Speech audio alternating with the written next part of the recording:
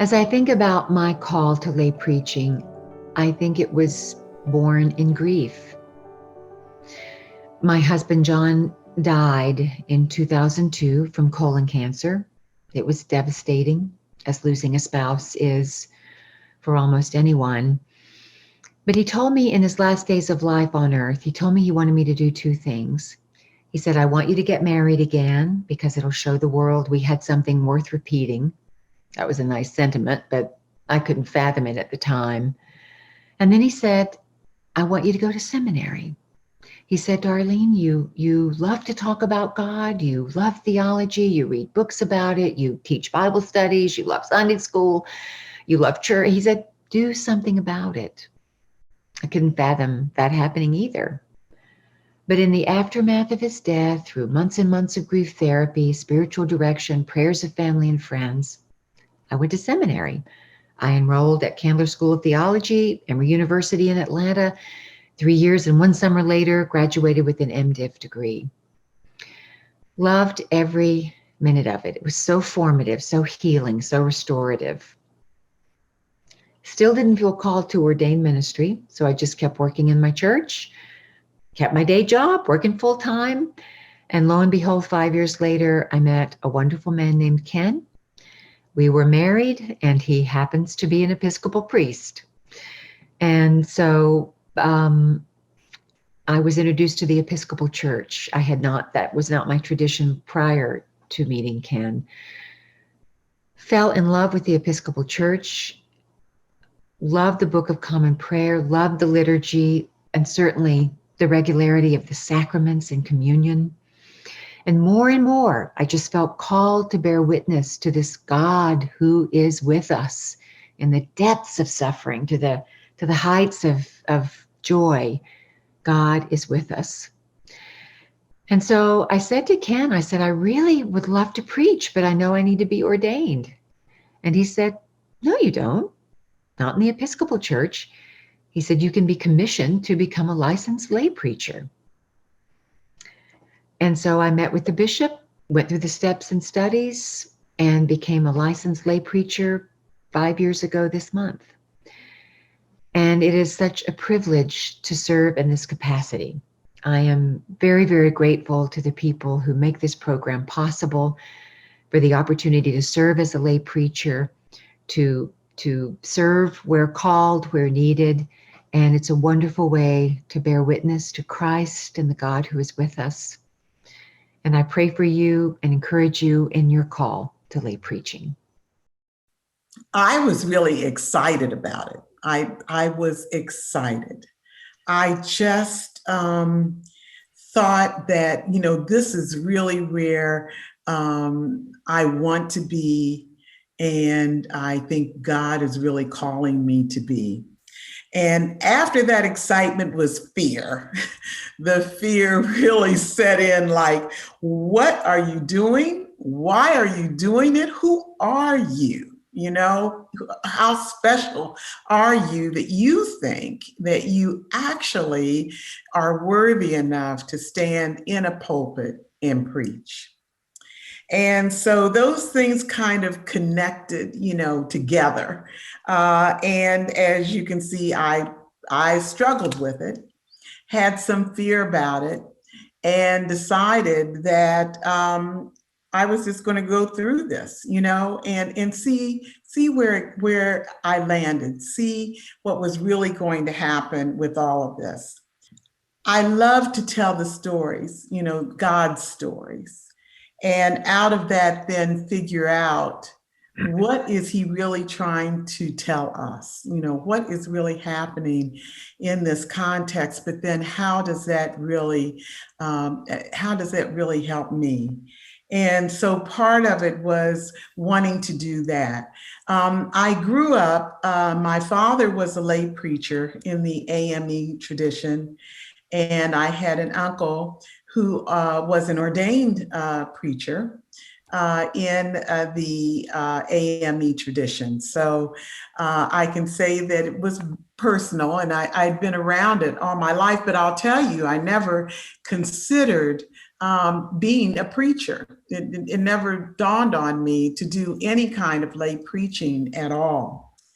My calling, and one I had to do my way with God's help. I just figured that,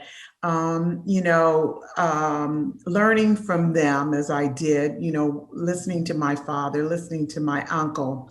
But I knew that if I were going to preach, it had to be my way of preaching and not theirs. And so I just said, okay, God, it's you and I. Let's see what it is that we can do. And let's, just go for it. So when I was in college, I had this picture that like growing in Christian discipleship meant doing more and more Christian stuff with my time. So I thought that like the only way that I could grow as a Christian was essentially to go into ministry. That if I really wanted to be like following Jesus full time, I had to be a minister of some sort. And when I left college, I kind of went through a process of realizing that of kind of figuring out, now I was working a secular job. What did that mean? Was I still following Jesus, even though I wasn't, pursuing ordination? And I think what I realized, I came to a new definition, which was that real Christian discipleship doesn't mean only doing Christian stuff or quote unquote spiritual stuff, but it means making sure that everything I do is influenced by my faith. That every part of my life tells the same story, and that the story it tells is the story of Jesus. So for me, that's meant everything from living in a Christian intentional community to like doing volunteer work and other things like that, but also taking lay leadership roles in my church, leading small groups and helping with youth retreats and stuff like that. And in particular at the Crossing, nearly all the preaching is lay preachers. So I've also been part of the rotation for that. Well, mine began with a call to intentional interim ministry. And when I discerned that call, I went through the community discernment committee process in my diocese and was approved to enter the ordination process. And as I moved forward in that, I took classes in preaching. I had a lot of experience preaching. I was able to participate in the Preaching Excellence Program through the Episcopal Preaching Foundation. But my ordination process did not work out as I thought it would, due to things that the Holy Spirit knows and I don't. For a while after that, I really didn't want anything to do with preaching because I felt like my voice had kind of been silenced. But some wise people said, you still have a lot of things to say and you don't have to be ordained to say them. You can still preach, you just need to get the preaching license. So my call was definitely through other wise people who helped me get back on track. So I really stumbled into this. I'd done a couple sermons associated with pledge campaigns or stewardship programs because I was very active in that as a lay ministry. And then I saw the announcement, what it was 12, 13 years ago, of this course that was being offered in the Diocese of Southern Ohio to teach people to be lay preachers. And I thought, well, that sounded kind of interesting. I'd been in EFM for a couple of years and had really enjoyed theological reflections. And I thought, well, I'm pretty good on my feet thinking, and maybe this would be something I could be good at. My call and the experience I've had working with our church, St. Elizabeth, has been more of a supporting role, not so much preaching, but helping reflect and get the Lord's message out to the people. I'm also like a second command to Father Michael, and I help him in any way possible. I'm pretty sure my mother was raised Episcopalian, as she lived in White Rocks, the community our church is located in. Although I was raised Roman Catholic due to my father's faith, I was always fond of an Episcopal priest named Reverend Quentin Kolb, who I got to know over the years. And then the former Reverend Sue Duffield invited me to church a few times.